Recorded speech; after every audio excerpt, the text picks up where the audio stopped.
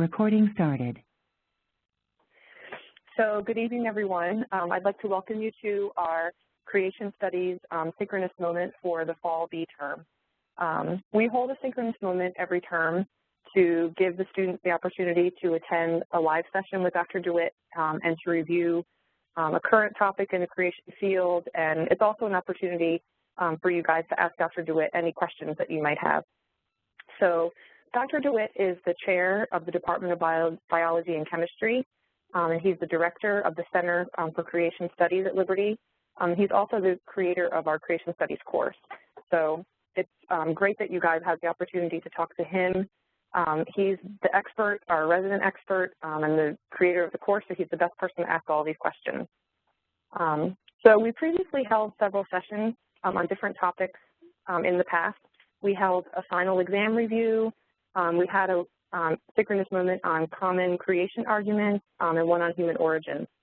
So these might be of interest to you for making your interview paper that's due this week, at the end of the week. And if you want to listen to any of the previously recorded sessions, then if you talk to your section instructor, then they can help you find the links for those. So tonight we're going to be discussing vestigial organs and the arguments that evolutionists use to explain them and disregard them. So if you have any questions during the session tonight, you can either message them to me on the WebEx little messaging center, or you can email them to me at kjstanfo@liberty.edu, kjstanfo@liberty. And so these can either be questions on tonight's presentation or on any of the course materials that we have for the class. So if for some reason you have a question like after the session, or if we don't get to your question, you can email me and we'll make sure that we get an answer to you. So with that, I'm going to hand it over to Dr. DeWitt. So Dr. DeWitt, would you open us up in a word of prayer? Yes. Heavenly Father, we thank you so much for your grace and your mercy. Thank you for the gift of your Son and the shed blood on the cross, that he provided salvation and forgiveness of our sins through. Lord, I thank you for the students in the course.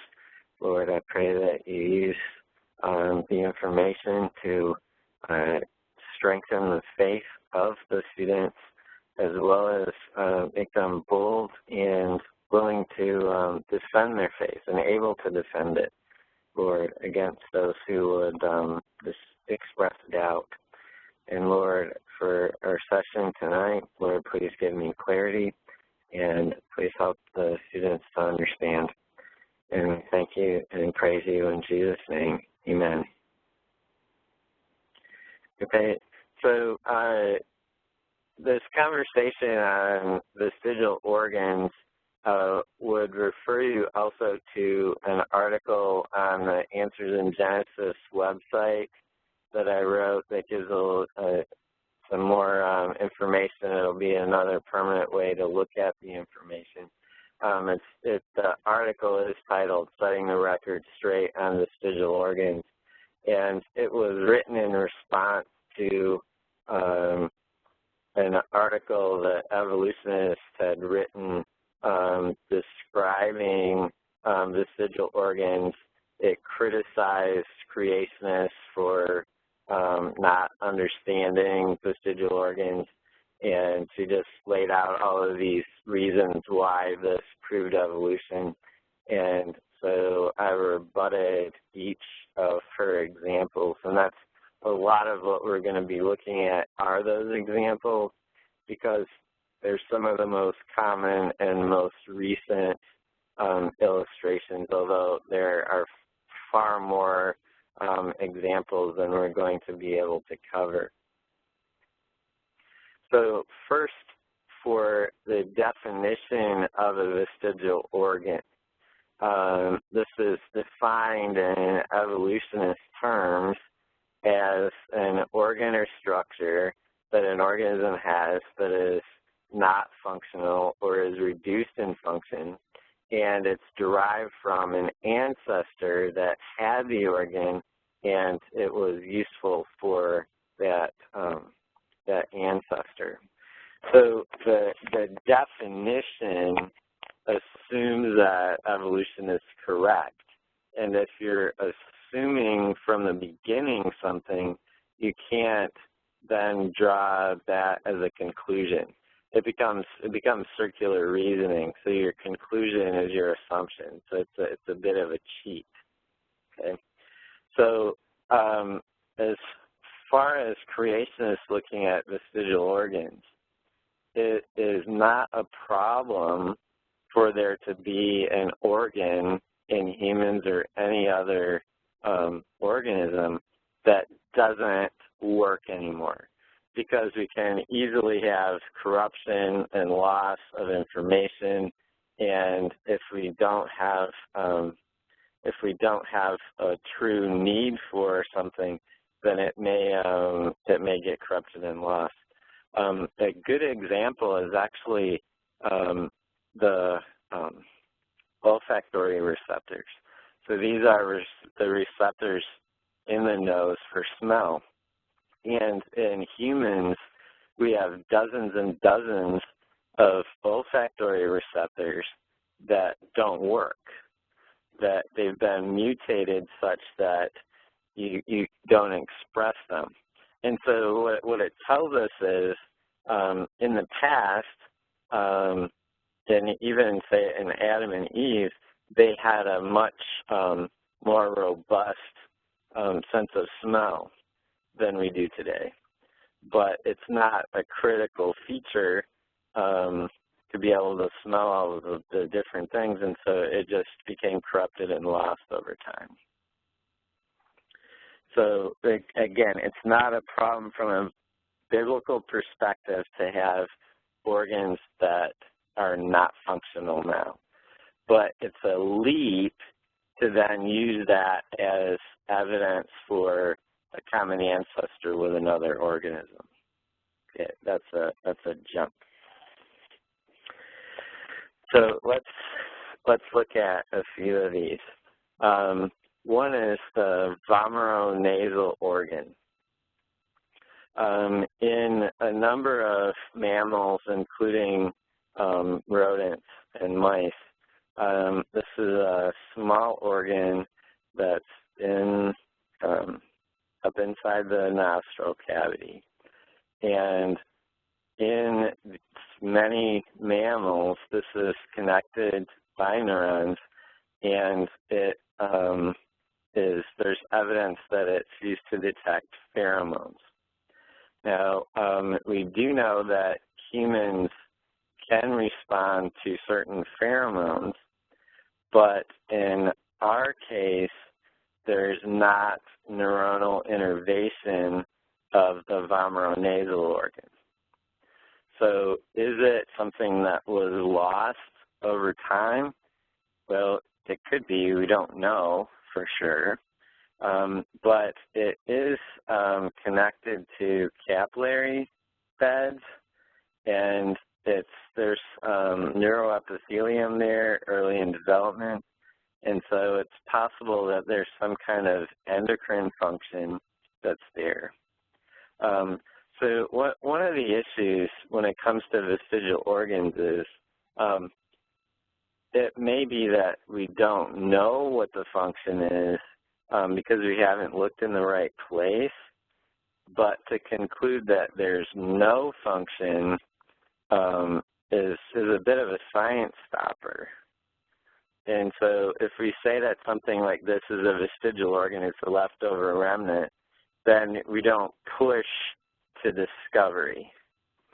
We don't make the extra effort to actually find out what the function is. There's also some evidence that links it to immune response in humans. So it may just serve a different function in humans than in other animals. It may be a lost function, but it's not a link to a common ancestor. How are we doing?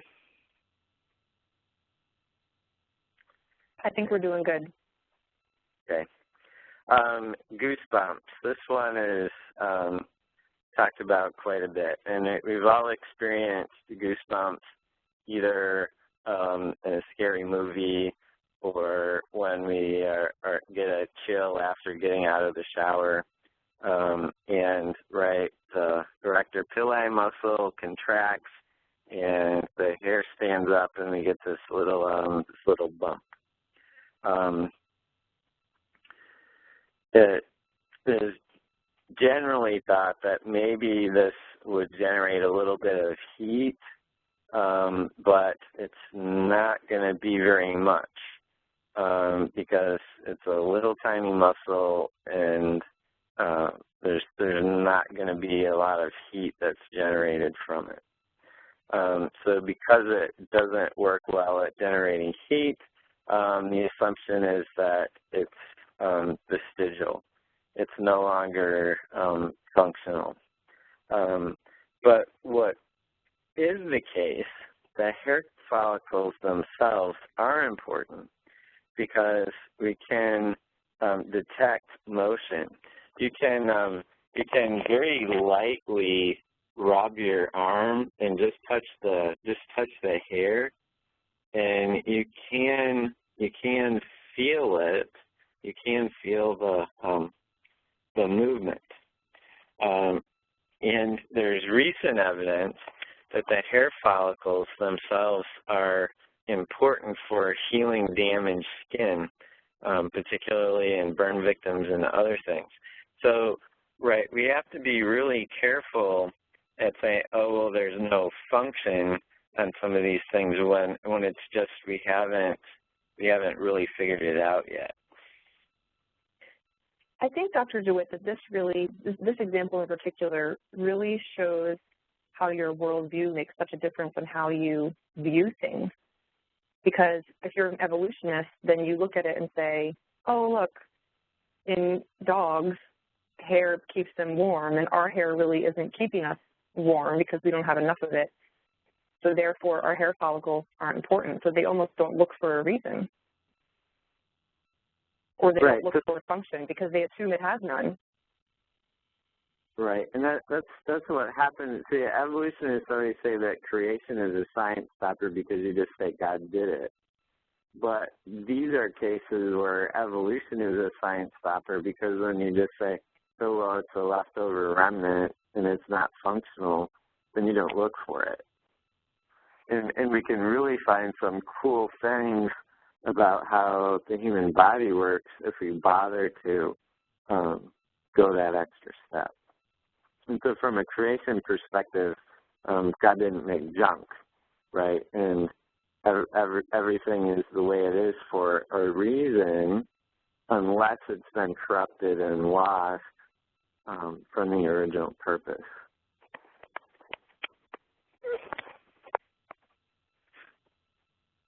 Now, here's a funny one. Darwin's point. This is in humans, it's a kind of funny bump on the ear, and it's somewhat common. It's about 10% of the population, and in many animals, they have an extra muscle attachment onto their ears, and so they can move their ears in different ways than what humans do. And so we can't really, we can't move the point, the Darwin's point. But this one is tortured logic because the assumption is since this is an autosomal dominant trait, there must be some selection for it or some advantage for it. But there are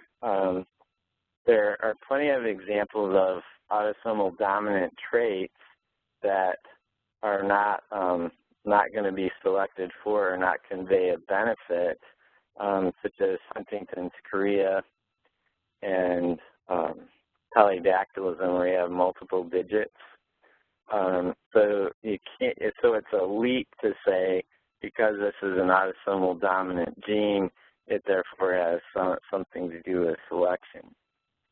In fact, it's likely this is just a developmental defect. where the ear just kind of folds funny. So it really has nothing to do with a vestigial organ. It's just a jump that it has anything to do with that. Ears are one of the parts of our body that I feel like there's a lot of variation in the shape of ears. Oh yeah, I mean, if you start looking at people's ears, they're crazy different, and there are some genes that are involved in the shape of the ear, but in large part, it's just how it kind of grows. So there's not necessarily a gene that says this is how your ear's going to look. There's a lot of flexibility. And well, even our first child, one of her earlobes, it looks like there's like a line in the middle of it. It's almost like she has like almost 2 earlobes, and the doctor said that it's probably because when she was in the womb that something was pressing on it, so the ear developed, around it. So, I mean, there's a lot of things that can go into the shape of your ear than just genetics. Oh, right. And I've seen some individuals that if you look at one ear versus the other ear, they look different. Like the 2 ears on one person they don't always look the same. Mine don't, I hate to say. I'm sorry. I guess you have a vestigial ear. I probably do have vestigial ears. I'm a genetic anomaly, though. Okay, let's go to the next one. The tailbone. This one is a little humorous in the sense that if you're talking about a dog or a cat or all different kind of animals, even monkeys, they have a tail, and so their tail is a long stretch of additional vertebrae, and it's going to have very specialized muscle attachments for them to be able to move the tail. And animals that have tails obviously have a lot of functions that they use for them for balance. If you're talking about monkey, they're swinging from trees by them. So they're highly specialized organs for animals that have them. Now, when you look at the human tailbone, we have several fused vertebrae that form the sacrum and the coccyx. And there can be differences in the number of segments to that among humans. It's just a typical variation. But the tailbone for humans is functional, and it's critical for all of our muscle attachments in that region, as well as when you sit, you have a tripod that you're sitting on a tripod. So the front part of the pelvis where you have the iliac blades, that's part of what's connecting the ischium, so forth. So you're sitting on 3 bones, and so the tailbone is important for people. Now you'll hear sometimes people will talk about saying that that sometimes babies are born with tails, humans that are born with tails. These examples are generally fatty tumors.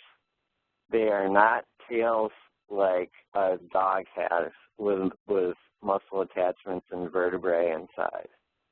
And I saw once on YouTube they had a video of a guy that had one of these protrusions, and like supposedly he could move it, but it really was, it wasn't moving from muscles inside. It was moving because he was just kind of flopping it back and forth. So kind of crazy. Our next example is wisdom teeth. So in humans, frequently this extra molar gets impacted and people have to have them removed. I had mine removed when I was in high school. But not everyone needs to have them removed. And in some case, there's some evidence that the number of people that needed wisdom teeth removed increased dramatically as dental insurance became popular. But it's also linked to diet and jaw size. See, what's surprising to people is our bones are not static. They're very dynamic in how they're maintained. So I was really stunned when I heard this from Dr. Menton from Answers in Genesis, and he told me if you wear glasses, where your glasses hit behind your ears, it will form a depression behind your ear because it's putting pressure on the bone in that spot, and so it affects how the bone grows, and it'll grow around. And so our bones respond to pressure. They're dynamic, particularly during development. And so one study on ferrets, they fed baby ferrets, they fed them a hard diet, and others they fed a soft diet. And the diet affected the shape of the face because the harder the diet, the more the jaw muscles worked, and the more the jaw muscles worked, the shorter the face became. Whereas if you had a soft diet, the jaw muscles didn't work as hard, and so the face became a little more elongated.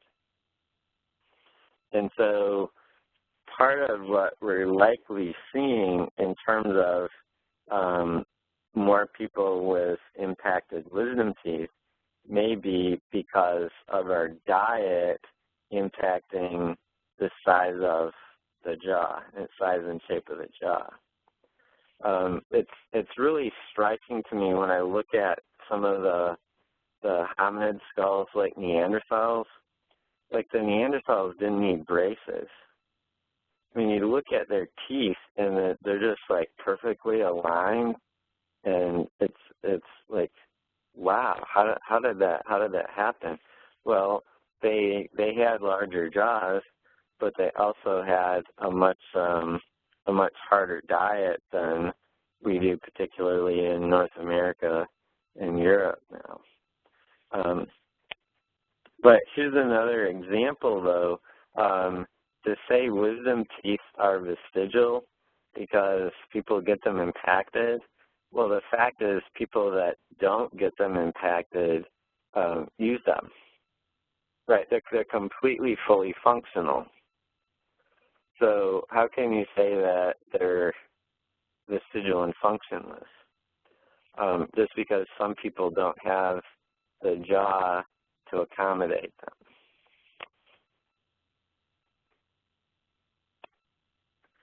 Our next example are the tonsils and the appendix. Tonsils, of course, have lymphatic tissue, and so they play a role in the immune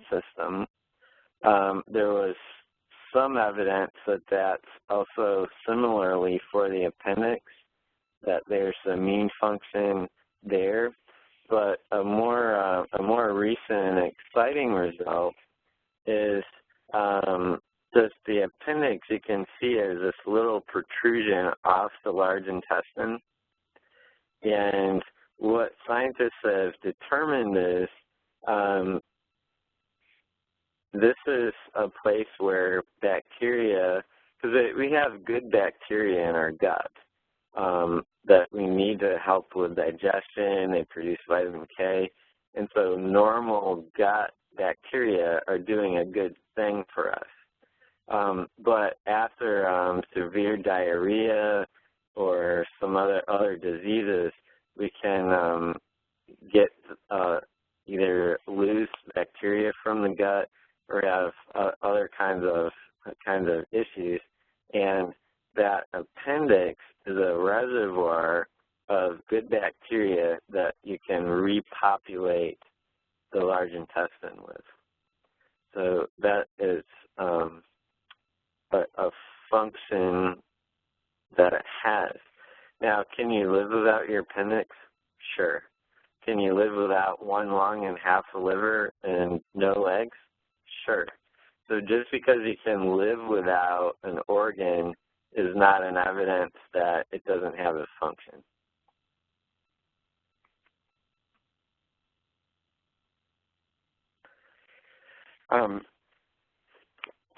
Now, this is a non-human example, the whale pelvis. Frequently, evolutionists have argued that, whales are derived from land-dwelling mammals that had 4 limbs, and they say, well, the evidence is this leftover pelvis. So there's this extra bone pieces that are supposed to be the leftover remnant of when whales had legs. What we've known for years, and yet it's only been recently, like in the media, the whales that have these bones that are called the whale pelvis, they are connected to their reproductive organs. And so they actually do serve a critical function in the whales that have them. You wouldn't have baby whales without this bone. Muscles have to attach to bone, but sometimes it's not part of what would appear to be the regular axial skeleton. So an example in humans is the hyoid. Okay? The hyoid bone is what the tongue connects to, and it's not connected to the rest of the skeleton. Okay, as we would see with most of the other bones. So just because it's hanging out there doesn't mean that it's not doing something important. A similar example is the pelvic girdle in snakes, like pythons. So pythons will have these extra 2 bones that are a good ways down on their anatomy. And the idea was these were the leftover remnants of when snakes had legs. But here again, the snakes that have these do use them during reproduction. And in fact, the male python uses this spur. It just sticks out a little bit, and there's a patch of skin on the female that male python will like scrape, and that's what makes the female receptive for mating. And so obviously a very critical function of this organ for the pythons, so it's yet another vestigial organ that has a function.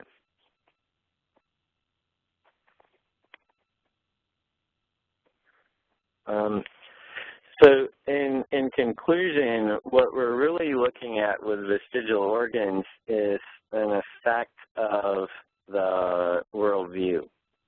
So depending on whether you're coming at these structures with an evolution view, in which case you'll see them as leftover remnants from common ancestors, or if you're looking at them from a creation view, we're going to first try to find what function they have, or is it the case like the human olfactory receptors, the smell receptors, is it something that is broken in the organism? But in either case, we're not having positive evidence that it is derived from a common ancestor, and therefore it's not evidence for evolution.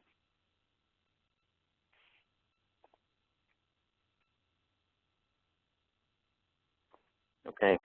Do we get any questions? I don't have any questions yet. I'm going to give people some time to type any questions they have.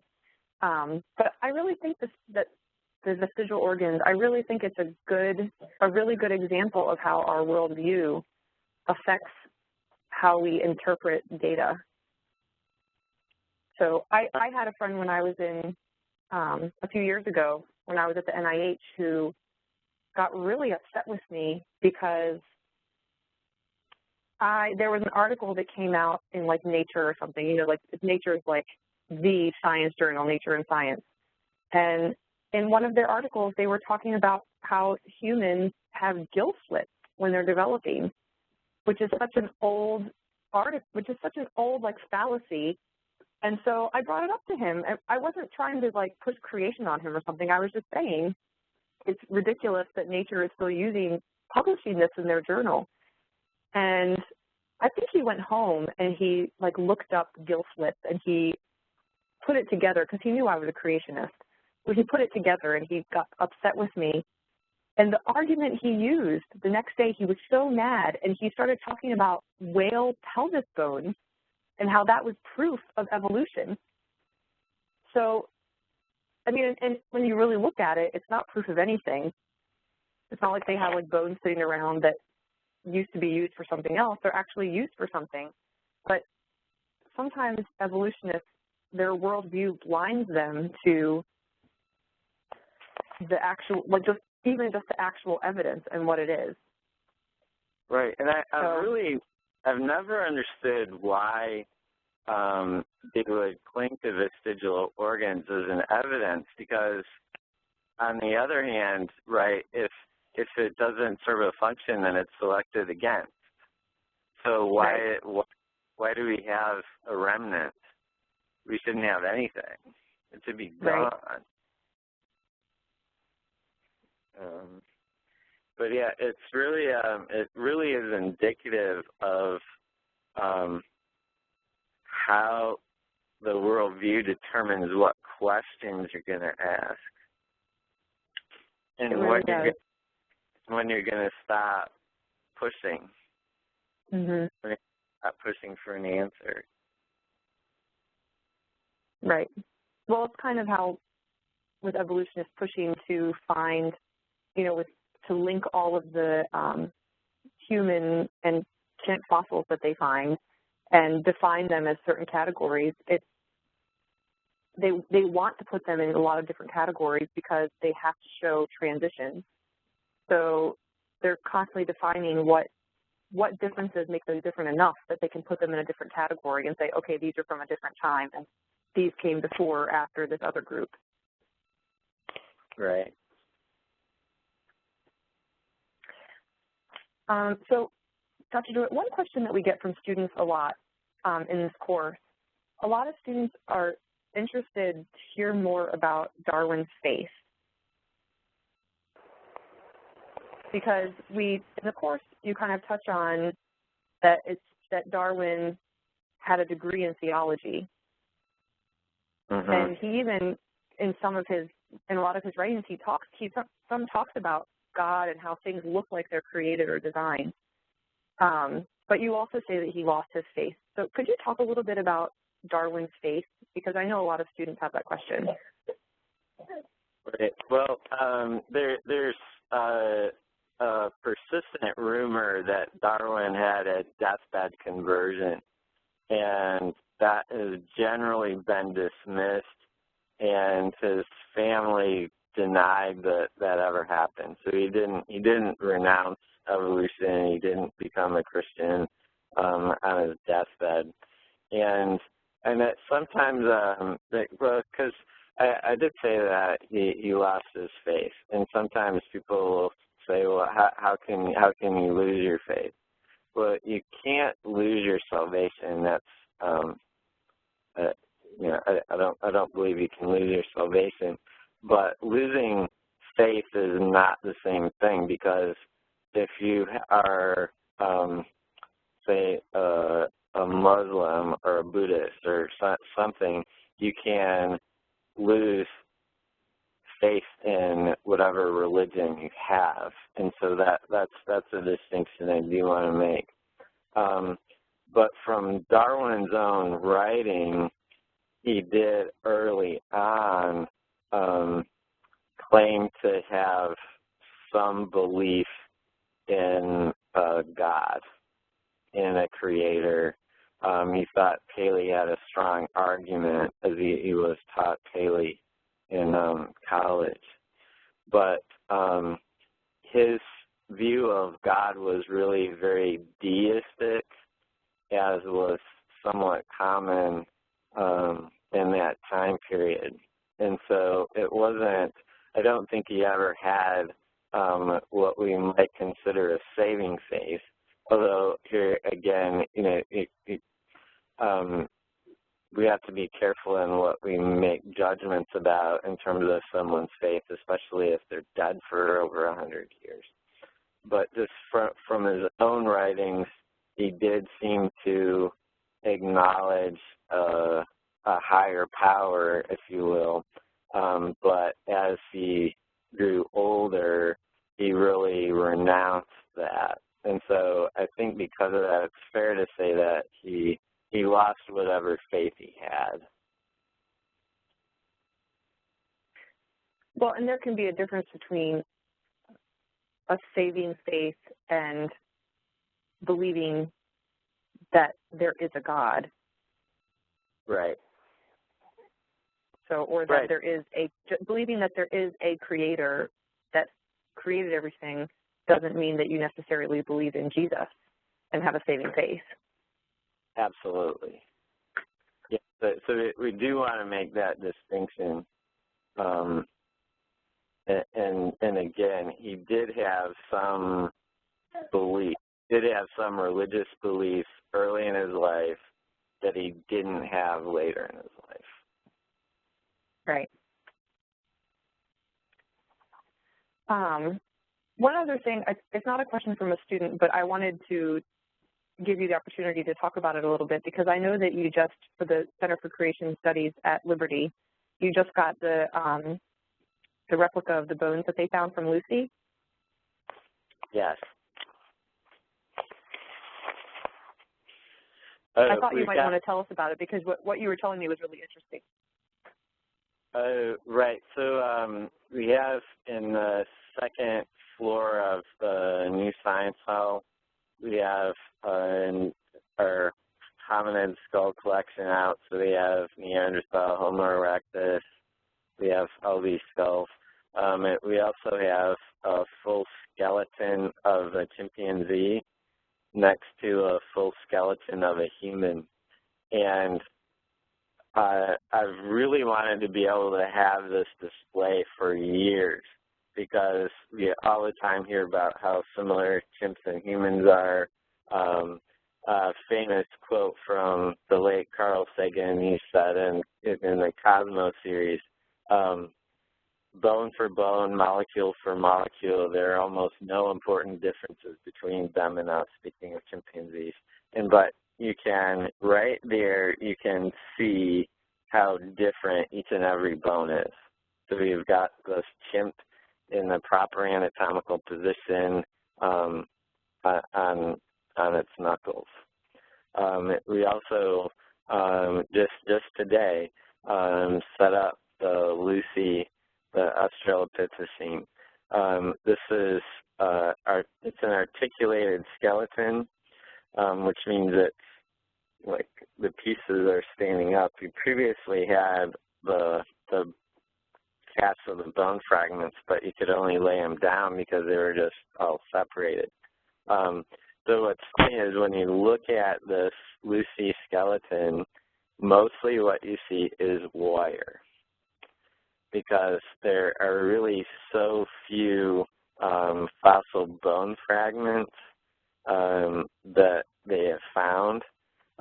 So even with the skull, now the skull, there's a whole skull there, but part of it's brown and the rest is black. Well, the black is all filler. The brown is the actual material. And the quote is always that they found 40% of Lucy's skeleton, but when you look at this thing, there's no way that it's 40% complete. It's very fragmented. We also we have a full, complete Neanderthal skeleton that we got today, but it's not quite set up. It would be interesting to see, because at the Smithsonian, they have like a model of what Lucy was supposed to look like, with like hair and everything. I mean, it's like right. It's not like a skeleton. It's like a model of what they think that she would look like, with like bones and like with like flesh and everything on her. So it would be interesting to see that skeleton next to their depiction of what Lucy actually looked like.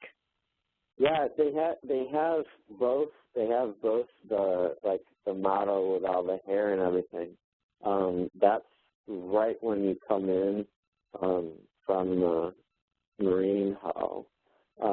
Right. And the skeleton, they have the skeleton, but it's like way far away. So it's not together. And if it was together, I think people would be a lot more skeptical. I do actually like the model with the hair that they have at the Smithsonian, because it's very clearly ape-like. It is. It looks like an ape.